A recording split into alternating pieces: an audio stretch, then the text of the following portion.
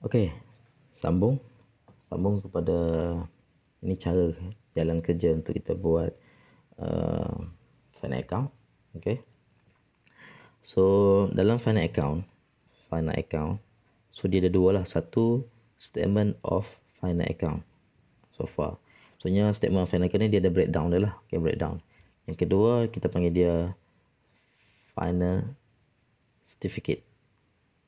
Okay, ini untuk pembayaran. Okay. Ini untuk breakdown, ini untuk pembayaran.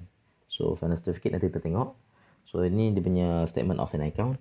Maksudnya breakdown dia lah. Okay, breakdown dia macam mana kita dapat nilai kata bayar kepada kontraktor kata 200,000. Macam mana kita dapat 200,000 tu. So dia ada breakdown dia. Okay, untuk March 2017 ni soalan ni. Satu soalan dia berpandukan PAM. Okay. PAM. So untuk finance account ni PAM dengan PWD dia ada perbezaan sedikit. Perbezaan dekat deduction. Okay. Deduction nanti kita akan tengok clause yang relevant. Nanti ada group kawan-kawan yang present pasal finance account ni kita akan tengok. Satu deduction dalam PAM ni yang tak boleh appear dalam certificate. Satu LED ni contoh. LED ni. So LED kalau ikutkan dalam kontrak PAM. Okay, sebab ni projek lama PAN 2006. So dia mention ada 2-3 benda. Tapi saya tak ingat bahawa nanti kalau ikutkan calculation ni, salah satu dia adalah LED. So LED ni walaupun itu adalah kegagalan kontraktor untuk siap, tapi amount untuk LED ni tak sepatutnya appear dalam finance account. Dia sepatutnya appear deduction tu dibuat masa buat interim payment. Okay, dalam interim payment. Tapi dalam interim payment kita mungkin boleh settle during kita buat site valuation saja. Tapi bila kita dah start buat, maksudnya projek tu dah handover, so mungkin ada delay lagi, mungkin kontraktor tak dapat AOT dan sebagainya. So kita dah masuk dalam finance account. Okay, itu isu dia. So maksudnya kat sini bila ada LED dalam PAM dia tak boleh appear dalam certificate. So dalam kita punya statement of finance account pun kita hanya buat calculation as a note je. Berapa nilai yang kontraktor tu berhutang, maksudnya yang perlu bayar pada klien. So nanti klien akan settle dengan kontraktor sendiri. Sama ada dia buat deduction dari segi, maksudnya dalam check dia lah, patutnya nilai kontraktor sekian-sekian, tapi dia tolak siap-siap dengan nilai LED tu. Itu antara kontraktor dengan klien lah. Cuma sebagai bagi pihak klien, sama ada kita arkitek ataupun QS ni, kita akan buat calculation sebagai note kat sini ya, berapa nilai yang sebenarnya untuk LED yang kontraktor tak buat. Yang kedua, mungkin ada interest rate yang klien kena bayar pada bank. Contoh, disebabkan delay, klien dah start kena bayar interest rate kepada bank. Okay, mungkin ada pinjaman dan sebagainya. So yang tu pun nilai yang kita tak perlu, walaupun benda tu kerugian bagi klien, so kita tak boleh nak potong dalam appear dalam certificate. Yang tu pihak klien dengan kontraktor masing-masing bincang lah macam mana dia nak buat, pihak kontraktor nak buat pembicaraan ataupun bagaimana klien nak potong daripada baki duit yang ada dalam tangan klien lagi. Okey, biasanya soalan exam dia akan keluar LED saja. Okey, LED memang popular lah untuk PAM business ini. Jika kamu letak je LED dalam finance certificate, so dia akan jadi salah lah sebab benda ni dinyatakan di dalam clause. Okay. Alright. So untuk calculation first, kamu kena membuat summary operation. Tapi sebelum nak buat summary operation, mesti siap dulu breakdown dia dulu. Okay, breakdown yang lain. Untuk building, untuk infra, untuk PC sum, untuk operational sum. Okay. So biasanya kita punya format ni sama macam ni lah. Kita ada item, kita ada description, kita ada omission, kita addition. So kita ada subtotal, kita ada total. Maksudnya total ni net, omission or addition.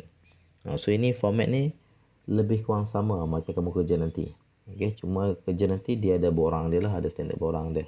Yang kamu kena isi. Mungkin kamu pernah dengar APK, KPK, PHK. Itu melibatkan variation. So variation ni memang sangat pening kepala kalau tak ada banyak info. Alright. So ini dia punya breakdown. Okay, dia punya breakdown untuk kerja tadi. Kalau kamu faham nampak tadi, okay. VO number 1, building works. Okay. Kamu kena buat dalam bentuk ni. VO number 1. Dia kata excavation kan. Excavation. Omission 50,000. Addition 23,000. Okay. Selalunya dari segi format JKR pun omission dulu baru addition. Okay. So kita kena biasakanlah omission dulu baru addition. Tolak yang lama, add yang baru. So kita dapat subtotal ni 50,000, 50,000 lah. Okay, 50,000, 23,000. So kita nak dapat total addition or omission ni kat sini lah. Tapi yang ni senang je. Bergantung kepada siapa yang besar. Contoh macam omission, dia lebih besar.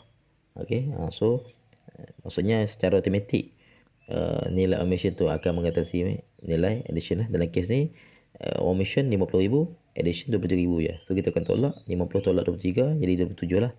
Kalau ikut kat sini dia akan jadi negatif lah. Cuma dalam ni kita letak kat kolom omission. So kita tahulah. So ada juga yang kita letak total ni, adakah total addition ataupun total omission. Ada juga yang QS consultant yang dia tulis kat situ total. Contoh macam ni dia apa, dia adalah omission, dia akan tulis total omission. So senang kita nak faham lah. Tapi kat sini kalau kita tulis total, kita nampak kat kolom omission ni maksudnya dia adalah total omission lah. Alright. So next variation number 2, frame omission 8,000, addition 15,000. So sebab addition lebih besar, so jawapan dia akan jadi addition lah. Sebab 15,000 tolak 8,200, kita dapat 6,800. So 6,800 ni adalah addition. Variation number 3, building works, roof omission 23,000, addition 35,000. So dia besar dekat addition ni, jadi addition lah 12,000. And then kita sama juga untuk ceiling. Okay, ceiling. So samalah. Tengok yang mana yang paling besar. Dari segi addition omission ni, antara building infra masih senang lagi. Sebab dia straightforward je. Okay, maksudnya contoh macam infrastructure. Okay, dalam kes ni kita tengok dalam soalan dia bagi sampai nombor 4 je. Okay, ditulis tu VO number 4 building works. Tapi dekat infra dia dah asing. Maksudnya dia dah tak mention. So kat situ lah VO nama berapa seterusnya lah tu kamu yang kena tulis. Contoh macam ni. Macam saya buat ni. Saya buat VO number 5. Semua infra ni VO number 5. Elevated water tank, roadworks, car park, fencing, turfing. Saya buat sekali je VO number 5. Boleh, tak ada masalah. Ataupun kamu rajin sangat, kamu boleh buat VO number 5, elevated tank. VO number 6, roadworks. VO number 7, fencing. VO number 8, turfing. So tak ada masalah. Ataupun kamu nak buat VO number 5, elevated water tank dengan roadworks. VO number 6, fencing and turfing. Itu pun tak ada masalah. So dia bergantung je.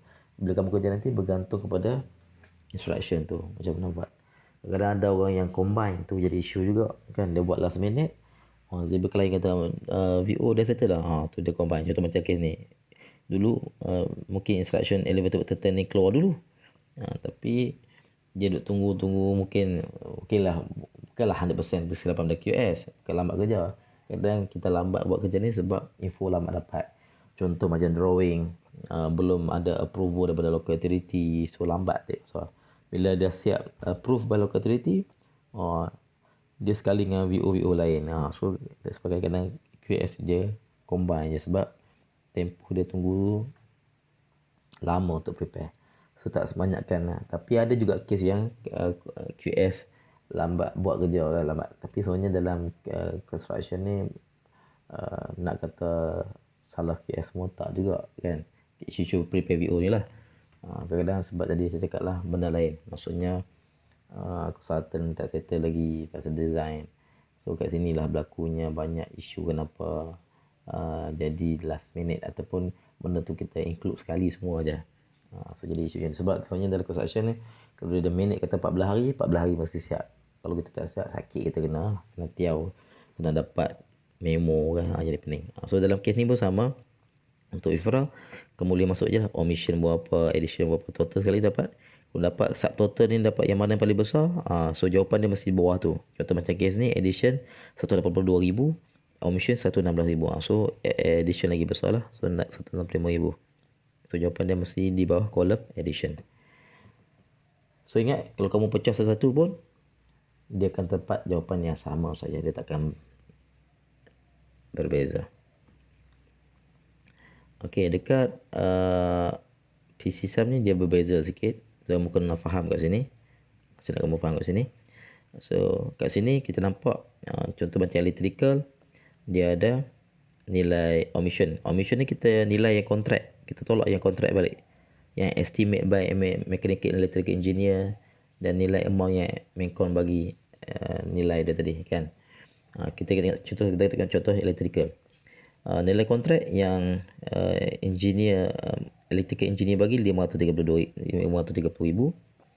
and then profit 2% daripada 530,000 ni ada 10,600 ni maksudnya price by Mencon, attendance pun price by Mencon. Okay, sebenarnya attendance ni lump sum, profit ni seluruhnya dalam bentuk percentage.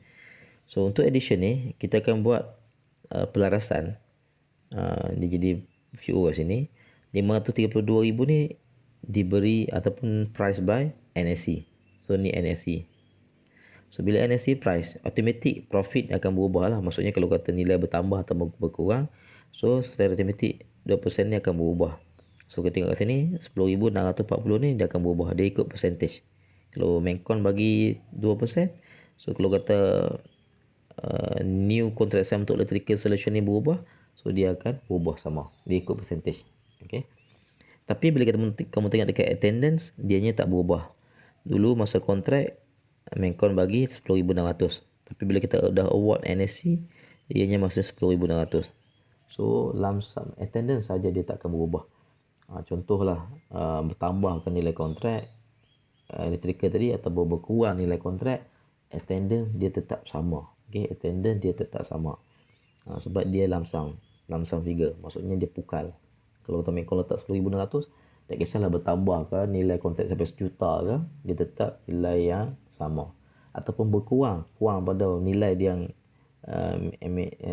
MNE electrical engineer estimate, dia pun tetap nilai yang sama. Ingatlah, attendance dia tak akan berubah nilai dia. Profit dia akan berubah ikut nilai kontrak. Maksudnya nilai kontrak kerja tadi lah, electrical tadi. Kalau bertambah nilai dia sampai 1 juta pun, dia tetap kena darab dengan 2%. Kalau berkurang pun sampailah 100,000, dia tetap kena darab dengan persen. So ini semua sama. Yang lain, aircon sama, lift sama, firefighting sama, PA system sama. Maksudnya semua konsep yang saya cakap tadi diguna pakai untuk PC Sum. Maksudnya peran kosong apa jual item, konsep dia sama. Okay. Okay, dengan betul-betul yang ni. Ini issue VO. So dia ada VO kat sini. Okay, issue VO. So dalam case ni dia ada VO number 1. Okay, VO number 1 kat sini dia kata omission 21,000, addition 24,000. Okay. So yang hanya efek kat sini adalah profit sahaja. Okay. So maksudnya VO 21,000, omission, addition 28,000. So setiap satu kerja tadi kita darab siap-siap dengan dia punya profit 2% tadi. 21,000 ni kerja yang lama kita nak omit, nak buat balik kontrak. So kita nak add kerja yang baru. Okay. So dia ada profit. Sebab apa tak masuk attendance? Sebab yang saya cakap tadi. Bertambahlah banyak mana pun, attendance tetap nilai yang sama. Yang sama yang Mencon dah isi awal dalam soalan kontrak tu. So dia tak akan berubah. Tapi profit dia akan berubah mengikut kontrak.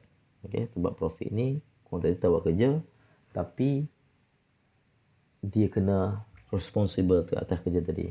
So kat situ dia bertanggungjawab lah. Maksudnya dia ada sedikit profit. So ni dalam PC Sum tak semestinya NSC saja, dia mungkin ada NS, supply material. So cuma dalam contoh ni dia tak ada supply material lah. So kalau dah ada supply material, dia tak ada attendance. Okay, ingat attendance ni kenapa klien Mencon charge, sebab NSC mungkin akan guna whatever facilities yang ada dekat site yang milik Mencon. So kat situ bila NSC dia dapat guna apa yang Mencon sedia kat site, air, electrical, scaffolding, kan whatever. So dia boleh guna pakai. So kebanyakan ni adalah general attendance lah. Okay, ingat profit untuk VO dia hanya ada profit saja. So dia tak ada attendance. Profit ni kalau kata engineer maksudnya Mencon isi 2%, so semua akan jadi 2% lah. Okay, masuk kerja yang terlibat. Kadang-kadang mungkin ada jadi gila, contoh Electrical 2%, tapi aircon 3%. So maksudnya yang mana kerja berkaitan dengan aircon 3%, so 3% lah. Tapi minyak kan kita akan dapat sama lah. Kalau kata 2%, semua 2%.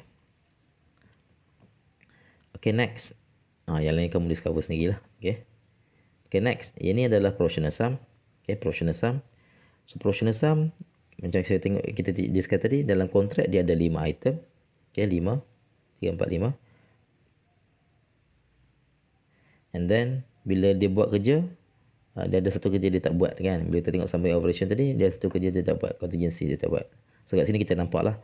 So kita akan omit yang kontrak, yang QS bagi estimate hari tu. Okay. Kita tolak balik yang lama. So kita akan add yang baru. Yang baru ni yang main con bagi yang dah price BQ. Furniture, contractor price. Okay, maksudnya main con price and then diguna pakai. Maksudnya dibelanjakan oleh klien. Itu maksudnya klien nak buat. Contoh macam furniture and fitting 189,000, sport equipment 1.1 juta, TM installation 63,000, landscaping work 56,000. Tapi dalam kes ni klien dia tak guna contingency. Duit contingency ni dia tak guna. Walaupun ada allocation 200,000 kita allocate dalam kontrak, tapi klien tak belanjakan duit tu. Okay, so dia jadi kosong lah. Jangan masuk bila kamu tengok tak ada dalam proportional sum ni, tak dibelanjakan. So jangan kamu letak kat 200,000, kamu akan jadi salah. So maksudnya tu kalau kata nilai amount tak ada dalam summary operation tu, maksudnya dia tak buat kerja tu. Okay, maksudnya klien main ataupun klien tak bagi instruction untuk bagi instruction contractor untuk tak buat kerja tu. So kat sini total dia dapat 1.4 juta, omission 1.8 juta. So lebih besar omission ni, so kita ada omission 387,000. Okay, so ini nilai ni lah. So nilai ni kita akan bawa ke summary. Semua kepada summary. So bila kita tengok dekat summary, ini summary dia lah. Okay, ini summary dia. So VO number 1, VO number 2, VO number 3, VO number 4, VO number 5. Kan? VO number 6 saya buat PC sum, VO number 7 saya buat proportional sum. So bila total balik lebih banyak omission, so kita omit, kita dapat 358. Okay, 358 ni adalah omission sebab nilai omission lebih besar daripada nilai addition. Okay.